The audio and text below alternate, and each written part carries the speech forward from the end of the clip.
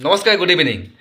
আমি কেণ্ডিডেটসকলক ইণ্টাৰভিউলৈ পঠিয়াৰ পাছত আমি এটা আপডেট লওঁ যে কেণ্ডিডেটগৰাকী আপুনি কেনেকুৱা পালে, বা যিকেইজন কেণ্ডিডেট পঠিয়ালোঁ কেণ্ডিডেটখিনিৰ ভিতৰত কোনোবা দুই এজন চিলেকশ্যন হোৱাৰ চান্স আছেনে। তে মেনেজাৰসকলে বিভিন্ন জেগাৰ বিভিন্ন মেনেজাৰে বিভিন্ন ধৰণে আপডেট দিয়ে বিভিন্ন কেণ্ডিডেটসকলক লৈ।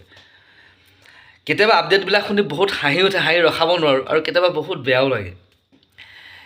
কয় যে ল'ৰাটো বা ছোৱালীজনী আপুনি ক'ৰ পৰা উঠাই লৈ আহিলে, ক'ৰ পৰা বিচাৰি আনিলে।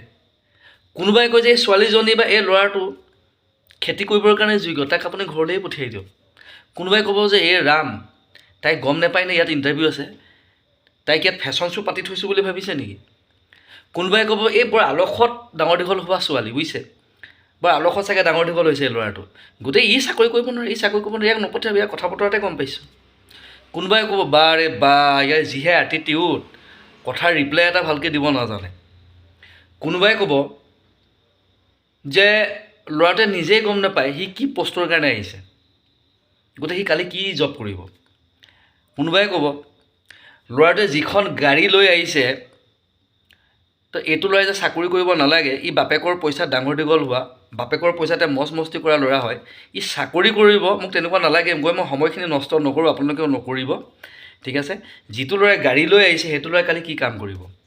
কোনোবাই ক'ব যিখনে বাইক চলাই সি গোটেই মাহটোত গোটেই দৰমহাখিনি তাৰ শেষে হৈ যাব, কালি সি নিজে ফাৰ্ষ্ট্ৰেশ্যন গুচি যাব। কোনোবাই ক'ব যিহে মেকআপ কৰি আহিছে, বাপৰে বা, যেন তাই কাৰোবাক দেখাবলৈ আহিছে, কাৰোবাক ইমপ্ৰেছ কৰিবলৈ আহিছে। আৰু কোনোবাই ক'ব ইমান দেৰি বহি থাকিলে ছোৱালীজনীৰ মুখত এটা হাঁহি দেখি নাপালোঁ। কোনোবাই মেনেজাৰে ক'ব মুখৰ পৰা এটা মাতেই নোলালে ভালকৈ, এটা প্ৰশ্নৰ উত্তৰ ভালকৈ দিব পৰা নাই।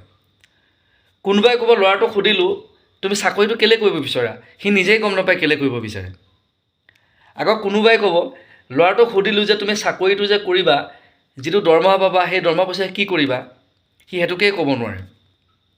কোনোবাই ক'ব যে তুমি ইণ্টাৰভিউ আছে বুলি কেনেকৈ গম পালা, সি ক'ব যে ছাৰ উদগতিয়ে পঠোৱাৰ কাৰণেহে আহিলোঁ, নহ'লে মোৰ ইমান ইচ্ছা নাছিল। আকৌ কোনোবাই ক'ব ইমান দেৰি বহি থাকিলে ছোৱালীজনীয়ে, আমি CC কেমেৰা চাই থাকিলোঁ, তাই যিটো ফেচিয়েল এক্সপ্ৰেশ্যন কৰি ৰাখিছে এনেকুৱা যেন লাগিছে বহাই থোৱাৰ কাৰণে তেওঁ যেন আমনিহে পাইছে। গতিকে এঘণ্টা সময় যদি তাই বহি থাকিব পৰা নাই, কালি 8-9 ঘণ্টা সময় বহি থাকি তাই কি কাম কৰিব। গতিকে এইবোৰ ল'ৰা ছোৱালী আপোনালোকে বেলেগ জেগাত নপঠিয়াব, বহুত লাজ পাব, আপোনাৰ উদগতিৰে বদনাম হ'ব, ঠিক আছে। অলপ এফিচিয়েণ্ট, অলপ কোৱালিটি, অলপ স্কিলফুল, অলপ দক্ষতা থকা, সঁচাকৈ যাক সঁচাকৈ চাকৰি এটা দৰকাৰ আছে, নিড আছে, তেনেকুৱা কেণ্ডিডেটে পঠিয়াওক। তো এইটো অৱস্থা আমাৰ এতিয়া সময়ৰ ল'ৰা ছোৱালীৰ মাজত। গতিকে এনেকুৱা অৱস্থা নহ'বৰ কাৰণে বাৰম্বাৰ যাতে আপোনালোকে ৰিজেকশ্যন নহয়, অতি সহজে যাতে চিলেকশ্যন হ'ব পাৰে, তাৰ কাৰণে আপোনালোকক লাগিব ছফ্ট স্কিল। আৰু এই ছফ্ট স্কিলৰ ওপৰত আমাৰ কিং কোচিঙে এটা কোচিং আৰম্ভ অলৰেডি কৰি দিছে। যদি আপোনালোকে কোচিংটো ল'ব বিচাৰে 1 মাহৰ কোচিং হ'ব, অনলাইন অফলাইন বোথ দুয়োটাই হ'ব। পঢ়ি থকা ল'ৰা ছোৱালীৰ পৰা লৈ চাকৰি কৰি থকা ল'ৰা ছোৱালীলৈকে সকলোৱে ল'ব পাৰে, আৰু যদি লৈও আছে।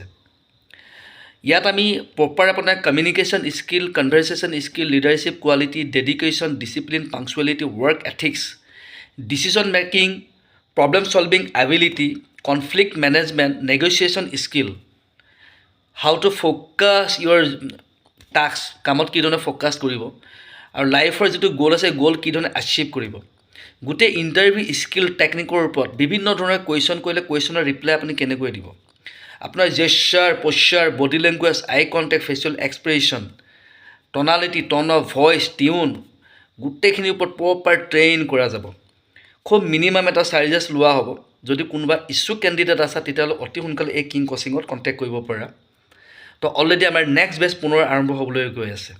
আশা কৰিছোঁ ভিডিঅ'টো লাইক কমেণ্ট কৰি আগলৈ শ্বেয়াৰ কৰি দিবা। Thank you, good night.